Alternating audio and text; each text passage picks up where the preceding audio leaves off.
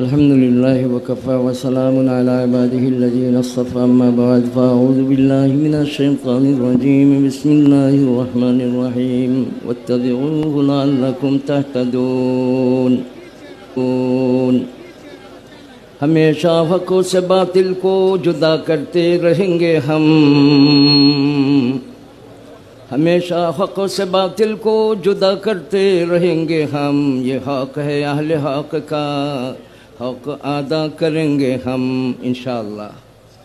আন্তর্জাতিক খতমে নবুয়ত মহাসম্মেলনের সম্মানিত সভাপতি সাহেব পীরে কামিল আল্লামা হযরত মধুপুরী পীর সাহেব সহ উপস্থিত ওলামা হযরত, ভাই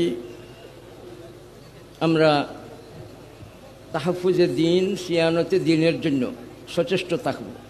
এক কাতরা রক্ত শরীরে থাকা পর্যন্ত ইসলামের পক্ষে অবস্থান নেব।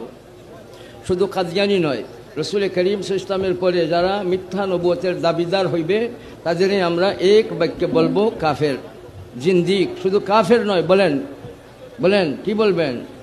জিন্দিক। কাফেরও জিন্দিকও ইজমাই উম্মত এটার রূপে একমত, এরা অমুসলিম। এর জন্য আমাদের সবের দাবি, সকলের এক দাবি, সেই দাবিটা কি হবে? সরকার যাতে কাদিয়ানিদের অমুসলিম হিসাবে ঘোষণা দেয়।